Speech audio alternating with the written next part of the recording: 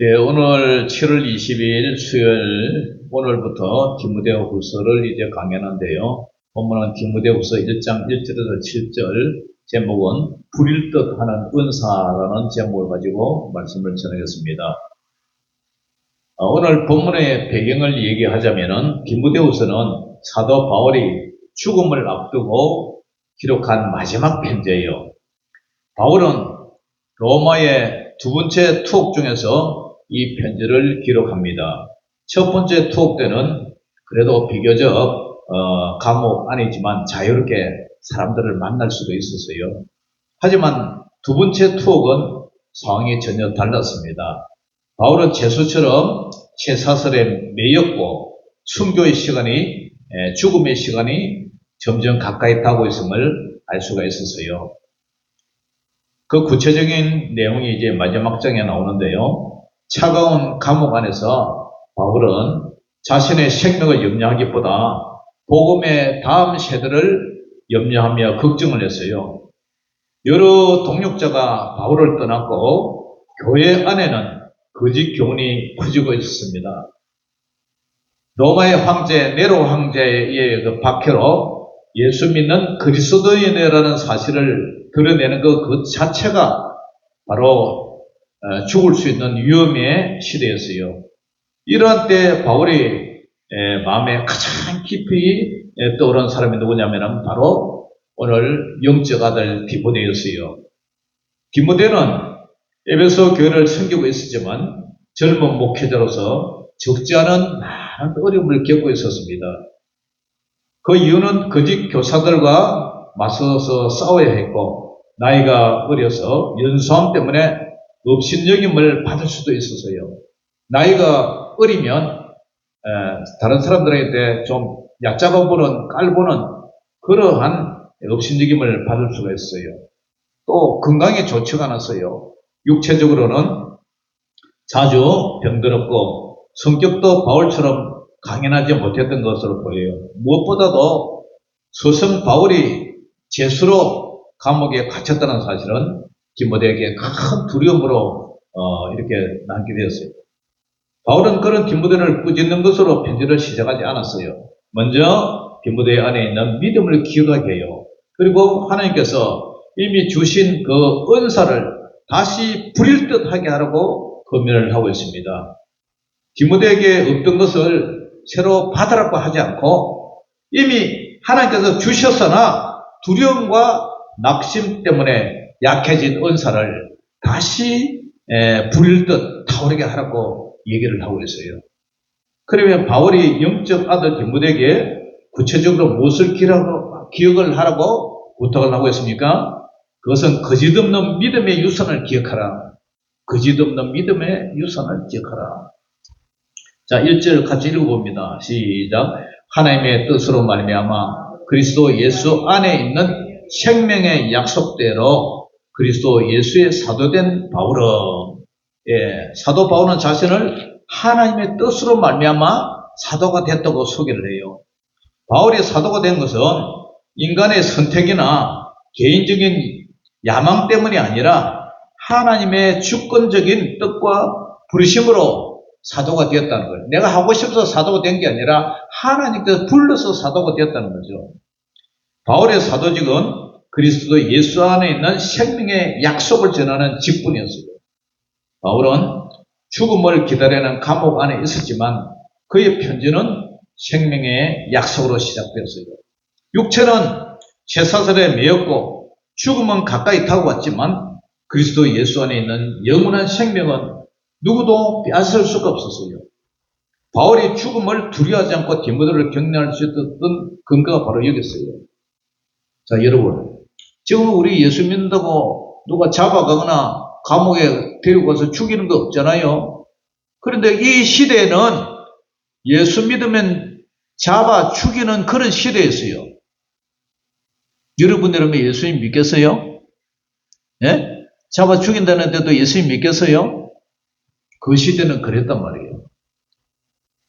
2절을 읽어봅니다. 2절 시작. 사랑하는 아들 디모데에게 편지하노니 하나님 아버지와 그리스도 예수 우리 주께로부터 은혜와 긍휼과 평강이 내게 있을지어다. 사랑하는 아들이라고 디모데를 불러요. 사랑하는 아들. 디모데는 육신의 아들이 아니라 복음으로 난 영적 아들이었어요. 바울은 디모데에게 은혜와 긍휼과 평강이 있기를 기도한다고 했어요. 은혜는 자격 없는 사람에게 베푸시는 하나님의 호의예요. 긍휼은 연약하고 고통받는 사람을 불쌍히 여기는 하나님 아버지의 자비라는 사실이죠. 그리고 평강은 하나님과 화목한 사람에게만 주어지는 영혼의 안정이에요. 여러분에게도 평강이 있기를 주 이름으로 축원합니다. 디모데가 어려운 목회를 감당하기 위해서는 재능이나 경험보다 먼저 은혜와 긍휼과 평강이 필요했어요. 목회와 봉사는 자신의 힘으로 버티는 일이 아니에요. 하나님의 은혜를 받고 긍휼, 불쌍히 여김을 받고 그리고 평강 가운데서 감당하는 일이 바로 목회를 감당할 수 있는 능력이에요. 그리고 바울은 3절과 5절에 뭐라 그래요? 3절에서 5절 같이 읽어봅니다.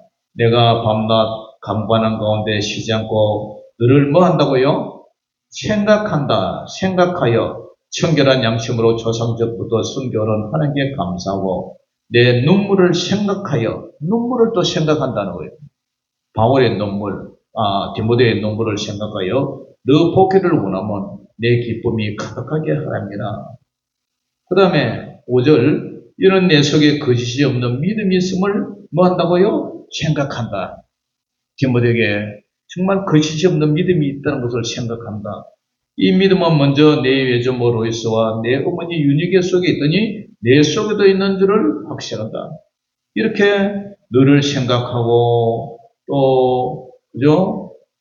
내 눈물을 생각하고 내 믿음이 있음을 생각한다. 이런 얘기를 해요.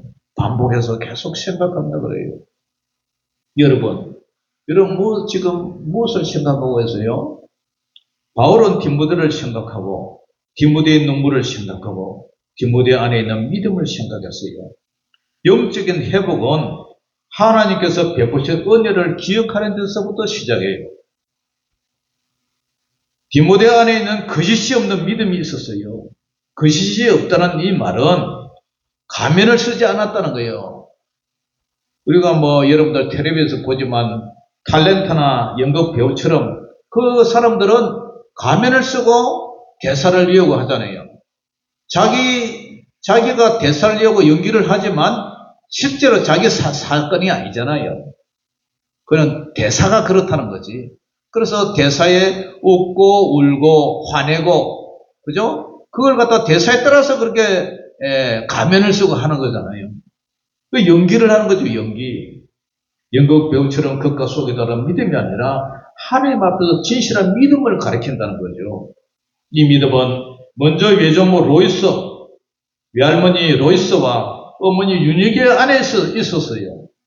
로이스는 딸 윤희계에게 믿음을 전하였고 윤희계는 아들 디모데에게서부터 어려서부터 성경을 가르쳤어요. 디모데후서 3장 15절에 보면은 또 어려서부터 성경을 알았나니 성경은 능히 너로 하여금 그리스도 예수 안에 있는 믿음으로 말미암아 구원에 이르는 지혜가 있게 하느니라. 아멘. 이렇게 어릴 때부터 아들에게 성경을 가르쳤어요. 그러나 이 말씀은 믿음이 혈통을 통해서 자동으로 유전된다는 뜻이 아니에요. 할머니가 믿는다고 손자가 저절로 구원을 받는 것도 아니고 부모의 믿음이 자녀의 믿음을 대신할 수도 없어요. 다만 하나님께서는 믿음의 가정에서 말씀과 기도와 경건한 본을 통해서 다음 세대에게 복음이 전해지게 한다는 거예요. 우리 옹교나 낙교 할머니가 이 교회 최초 멤버였는데 어떻게 손자들에게 성경을 안 가르치고 교회를 안 데리고 다니는지 모르겠어요.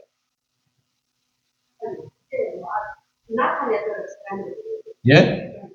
뭐라고요? 손자 놓지도 않고 세상 빌었어요. 그러면은 근사님은 자녀들에게 왜 성경을 안 가르치고 애들 교회를 안 다니겠어요? 그런데 외조모 로이스나 어머니 윤유계는 어릴 적부터 디모데에게 이렇게 성경을 가르쳤다지 않습니까? 그러니까 디모데가 이렇게 목회자가 됐단 말이죠. 로이스와 윤유계는 디모데에게 재산이나 세상적인 지위보다 더 귀한 것을 물려주었어요. 하나님의 말씀을 가르쳤고 기도하는 모습을 보여주었어요. 거짓이 없는 믿음을 전했어요. 사도 바울은 지금 두려움에 흔들리는 디모데에게 그의 믿음의 뿌리를 기억하게 하고 있어요. 디모데야, 내가 노교에서 배웠는지를 기억하라. 내 외할머니, 어머니가 가졌던 그 믿음이 지금 내 안에도 있느냐? 너는 혼자가 아니잖아. 하나님께서 오래전부터 내 가정 안에서 일하셨고 지금도 내 안에서 일하고 계신단다. 그러니 뭐 때문에 걱정하고 두렵고 떨고 있느냐? 여러분, 성도가 낙심할 때는 하나님께서 지금까지 베푸신 은혜를 기억을 해야 돼요. 말씀을 가르쳐준 부모님, 나의 신앙을 이끌어준 교사, 기도해 준 성도, 복음을 전해주신 그 목사님들, 그걸 기억을 해야 돼요. 그들을 통하여 내가 나에게 역사하시는 하나님을 기억할 때 꺼져가던 믿음의 불씨가 다시 살아날 줄 믿습니다. 할렐루야. 그러면은 바울이 또 디모데에게 뭘 얘기를 하냐면은 하나님의 은사를 다시 부릴 듯하게 하라고 얘기해요. 6절 같이 읽어봅니다. 시작. 그러므로 내가 나의 안수함으로 내 속에 있는 하나님의 은사를 다시 부릴 듯하게 하기 위하여 너로 생각하게 하노니, 또 생각한다 그래요. 은사는 원래 카리스마라 그래요. 헬라로 카리스마. 하나님께서 주신 선물을 가르쳐줘요. 디모데의 은사는 단순히 개인적 재능이 아니었어요. 복음을 전하고 말씀을 가르치며 교회를 섬기도록 하나님께서 주신 목회적 은사였어요. 바울은 나의 안수함으로 내 속에 있는 하나님의 은사라고 말해요. 안수는 손을 얹는 이런 손을 얹어서 기도하는 거 말이죠. 성경의 안수는 세례 줄 때도 안수하고 임재갈 때도 안수하고 위임식할 때도 안수하고 축복할 때도 안수하고 사명을 확인할 때도 안수를 해요. 목사님들 선교사로 파송할 때도 안수를 하고요. 그래서 디모데전서 4장 14절은 네 속에 있는 은사 곧 장로의 회에서, 그러니까 노예에서, 요즘 말하면 노예에서 안수받을 때에 예언을 통하여 받은 것을 가볍게 여기지 말며, 그런 뜻이에요. 디모데전서에서는 장로의 안수를 말하고 디모데후서에는 바울의 안수를 말해요. 이것은 바울과 장로들이 함께 디모데의 소명과 은사를 확인하고 디모데를 복음의 사역자로 세웠음을 보여주고 있습니다. 당시 예언의 정확한 내용은 성경에 기록되어 있지 않지만 그때 어떤 문장이 선포되었는지 우리는 잘 모르지만 디모데전서 1장 18절과 디모데후서 1장 6절을 함께 보면은 그 예언은 디모데가 복음의 일꾼으로 부름받았다. 그리고 선한 싸움을 잘 싸워야 한다. 이 소명을 확인하는 성격이라고 볼 수가 있어요. 오늘날 안수를 사람에게 신비한 능력을 주입하는 의식이나 새로운 계시를 전달하는 수단으로 이래 이해해서는 안 돼요. 말씀의 완성 이후 교회는 성경의 기준에 따라서 직분자의 소명과 은사와 자격을 확인하고 장로의 안수를 통해서 공적으로 직분을 맡겨요. 그래서 다시 부릴 듯하게 하라 이 말은 약해진 불씨를 다시 살리고 바람을 불꽃이 타오르게 한다는 이런 뜻이었어요. 디모데의 은사가 완전히 사라졌다는 말이 아니에요. 이 불씨는 남아있는데 두려움과 낙심 때문에 이 은사가 활활 타오르지 못하고 지금 위축되어 있다 이런 얘기죠. 숯불은 여러분들 아궁이에 불 떼서 잘 알지만은 이 숯불은 겉으로 보기에는 다 꺼진 것처럼 보여도 재를 걷어내면 그 안쪽에 아직 붉은 불씨가 살아있어요. 옛날에 어릴 때 방학 때 저 머리꼬리라고 그 머리꼬리에 고모집이 살았었는데 그 집에 가면 항상 방 안에 화로가 있어요. 화로에다 재를 담아놓고 그게 이제 이렇게 불을 쬐고 뭐 밤도 구워 먹고 그렇게 하는 걸 제가 봤어요. 우리 집에는 화로를 사용을 안 했는데 그 집에는 화로를 사용을 하더라고요. 그러니까 이 화로를 보면은 불이 꺼진 것 같은데 이렇게 이제 불쏘시개를 살살 이렇게 뒤져보면은 그 안에 불씨가 살아있어요. 붉은 불씨가 남아있어요. 그 불씨를 모으고 바람을 불어넣으면 어떻게 돼요? 다시 불꽃이 활활 피어요. 디모데 안에도 하나님께서 주시는 그 은사의 불씨가 있어요. 그 바울은 그 불씨를 방치하지 말라고 그래요. 은사는 받았다고 자동으로 타오르지 않아요. 사용을 해야 타올라요. 훈련을 해야 돼요. 말씀을 연구를 해야 돼요. 그래서 하나님께서 주신 이 은사를 다시 부릴 듯 일으키라는 거예요. 그래서 기도를 해야 돼요. 실패도 다시 일어나 순종을 해야 돼요. 하나님께서 주신 은사를 사용하지 않고 방치하면 점점 약해져요. 그러나 작게로도 충성스럽게 사용하면 하나님께서 더욱 견고하게 일으켜 주신다는 거예요. 은사를 다시 부릴 듯 하게 하라. 이 말씀은 새로운 은사를 찾아 쫓아다니라는 말이 아니고 이미 맡기신 말씀의 은사, 기도의 은사, 성경의 은사, 전도의 은사, 사랑의 징부를 다시 붙들라는 뜻이에요. 하나님께서는 없는 것을 요구하지 않았어요. 전에 이미 주신 것을 충성스럽게 사용하라고 하세요. 그러면 또 바울이 디모데에게 뭘 감당하라 하냐면은 두려움 대신에 능력과 사랑과 절제를 감당하라고 해요. 디모데가 은사를 충분히 사용하지 못하게 막는 가장 큰 장애물이 뭐예요? 두려움이에요. 두려움. 7절 같이 한번 읽어봅니다. 시작. 하나님이 우리에게 주신 것은 두려워하는 마음이 아니요. 두려워하는 마음이 아니고 뭐예요? 오직 능력과 사랑과 절제하는 마음이다. 오직 능력과 사랑과 절제하는 마음.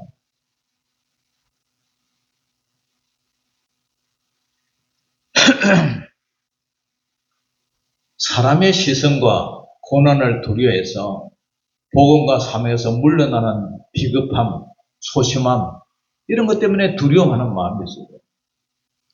서성처럼 바울처럼 감옥에 갇히거나 순교할 수 있다는 두려움을 느꼈을 것이에요. 교회 안에 거짓 교사들과 맞서 싸우는 것도 두려웠을 거예요. 그러나 바울은 두려움이 하나님께서 온 것이 아니라고 얘기해요. 하나님께서 주신 것은 뭐라고요? 능력과 사랑과 절제하는 마음이다. 능력의 마음, 사랑의 마음, 절제하는 마음이지 하나님은 두려운 마음이 아니다. 능력이 뭐예요? 능력은 사명을 감당해야 하는 하나님의 능력을 말해요. 사명을 감당할 수 있는 능력. 이것은 사람을 지배하거나 자신을 과시하는 능력이 아니라 고난을 견디고 복음을 부끄러워하지 않으면서 맡겨진 직무를 끝까지 감당하는 것이 그게 능력이에요. 두 번째는 사랑이에요. 아가페, 사랑. 예. 능력은 반드시 사랑의 통제를 받아야 돼요. 사랑이 없는 능력은 사람을 억압하고 상처를 입힐 수가 있어요. 목회자는 진리를 전하되 영혼을 사랑을 해야 돼요. 잘못을 책망을 하되 회복되기를 원해요. 바울이 디모데를 책망하기 전에 그의 눈물을 기억하고 사랑하는 아들이라고 부른 이유가 바로 여기에 있는 거예요. 세 번째는 절제하는 마음. 자신을 통제하는 절제. 건전한 파당력과 분별이 있는 마음을 뜻해요. 두려움에 사로잡히면 감정이 판단을 지배해요. 그러나 하나님께서 주신 절제하는 마음은 상황을 말씀의 기준으로 판단하고 감정대로 끌려가지 않고 해야 할 일을 질서 있게 감당하는 그런 마음이 바로 절제예요. 능력은 사명을 감당해야 하고 사랑은 그 능력을 바른 방향으로 사용하게 하고 절제는 끝까지 흔들지 않고 지속하게 해요. 능력만 있고 사랑이 없으면 사람이 어떻게 돼요? 거칠어지고 사랑만 있고 절제가 없으면 감상적으로 흐를 수가 있고요. 절제만 있고 능력이 없으면 아무 일도 시작하지도 못해요. 그래서 하나님께서는 이 세 가지를 함께 주세요. 예수님께서 사로잡히시던 밤에 베드로가 어떻게 했어요? 자신은 절대로 예수님을 버리지 않겠다고 호언장담했어요. 그런데 여종의 질문 앞에 두려움에 사로잡혀서 예수님을 세 번이나 부인을 했어요. 베드로가 가진 용기와 열심은 두려움 앞에서 그냥 모래성처럼 무너지고 말았어요. 부활하신 예수님께서는 실패한 베드로를 버리지 않으셨어요. 갈릴리 바닷가에서 베드로에게 세 번 네가 나를 사랑하느냐? 그리고 물으시고 내 양을 먹이라. 다시 사명을 맡기셨어요. 예수님께서는 베드로의 실패보다 베드로의 회복과 사명을 더 크게 보셨어요. 오순절에 성령으로 충만해진 베드로는 더 이상 여종 앞에 벌벌 떨던 사람이 아니었어요. 사람들 앞에서 담대하게 예수님의 십자가와 부활을 전했어요. 박해와 위협을 받을 때도 복음을 전하는 일을 멈추지 않았어요. 베드로의 변화는 타고난 성격을 고친 결과는 아니었어요. 부활하신 예수님의 용서가 성령의 능력으로 다시 세워진 결과였어요. 베드로의 안에 있던 믿음과 사명의 불씨가 성령의 능력으로 다시 타올랐던 거예요. 디모데도 마찬가지예요. 바로한 디모데에게 성격이 강한 사람이 되라고 요구하지 않았어요. 하나님께서 이미 주신 능력과 사랑과 절제한 마음을 의지하라고 했어요. 그러면은 이 말씀이 오늘 우리에게, 오늘 예배당에 앉아 예배를 드린 우리에게 주시는 교훈이 뭐냐? 첫째로 하나님께서 주신 영적 유산을 기억하라. 오늘의 믿음은 어느 날 갑자기 생길 게 아니에요. 누군가가 복음을 전하였고, 누군가가 말씀을 가르쳤고, 누군가가 눈물로 기도했어요. 때로는 부모님이, 때로는 조부모님이 믿음을 전해주었다면 우리는 감사해야 돼요. 믿음의 가정에서 자라지 못했더라 하더라도 복음을 전해준 영적 부모가 누가 있었을 거예요. 동시에 다음 세대에게 무엇을 물려줄 것인가 우리는 생각을 해야 돼요. 내 자식들, 또 우리 이웃집 사람, 그런 사람들에게 내가 재산을 물려줄 거요, 뭐 학력을 물려줄 거요, 사회적 성공도 필요하지만 거짓없는 믿음, 그 거짓없는 믿음보다 더 귀한 유산은 없어요. 자녀와 손자들에게 할머니가 또는 어머니가 예배드리는 모습, 말씀을 사랑하는 모습, 어려움 속에서도 하나님을 신뢰하는 모습, 기도하는 모습, 그런 것을 보여줄 때에 그것이 바로 영적 유산을 물려주는 것인 줄 믿으시기를 주의 이름으로 축원합니다. 두 번째로는 이미 받은 은사를 다시 사용을 해야 돼요. 활용을 해야 돼요. 하나님께서는 새로운 일을 맡겨주시기만 기다리지 말고 이미 나에게 주신 은사를 우리가 한번 살펴봐야 돼요.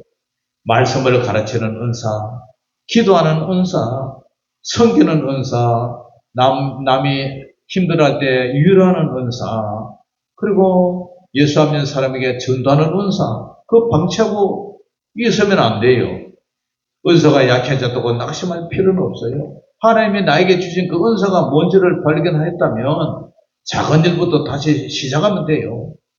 성경을 다시 펴고 기도의 자리에 다시 앉고 도움이 필요한 사람에게 다시 손을 내밀고 은사의 불꽃은 순종의 자리에서 다시 살아나는 줄 믿습니다. 그런 저와 여러분들 되시기를 주의 이름으로 축원합니다. 마지막으로 10번처럼 두려움을 능력과 사랑과 절제로 이겨야 돼요. 사명을 피하게 만드는 게 두려움이 무엇인지 살펴봐야 돼요. 내가 무엇 때문에 두려워하고 있느냐? 실패에 대한 두려움, 사람들이 혹시 비난하지 않을까? 경제적인 먹고 사는 것 때문에 염려하나? 건강의 문제, 그 다음에 나이에 대한 부담이 사명을 막을 수가 있어요. 그러나 하나님께서는 두려운 마음을 우리에게 주시지 않았어요.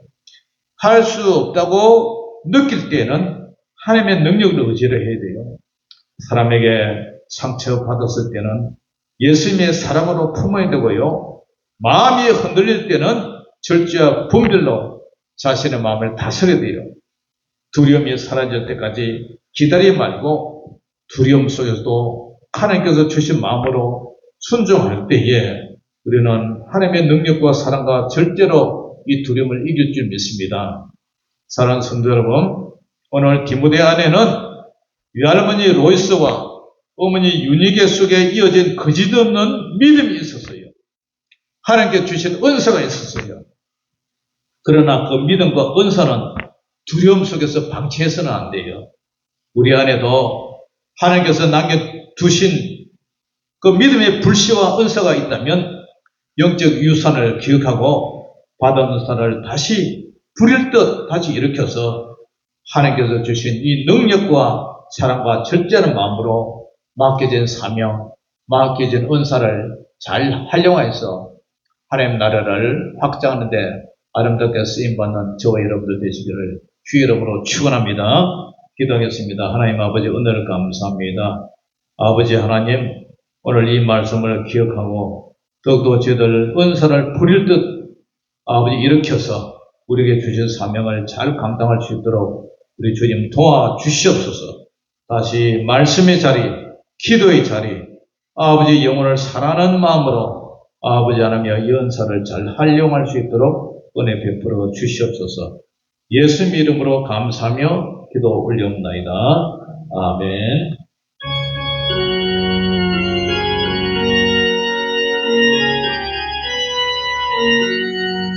물길 걷던 저 성령 강구하는 우리에게 지금 강림하셔서 영광 보여주소서.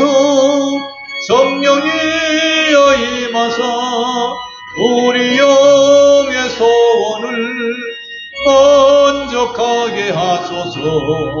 기다리는 우리에게 불러 충만하게 하소서.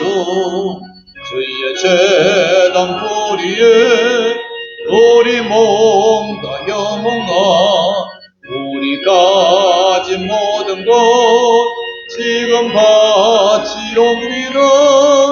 성령이여 임하사 우리 영의 소원을 만족하게 하소서.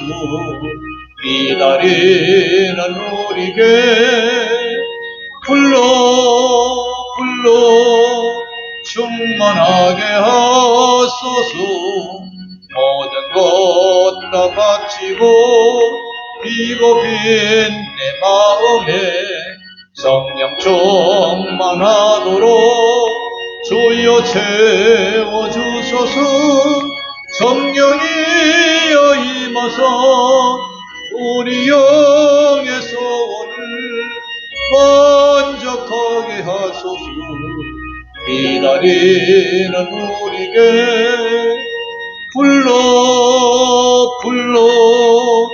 충만하게 하소서.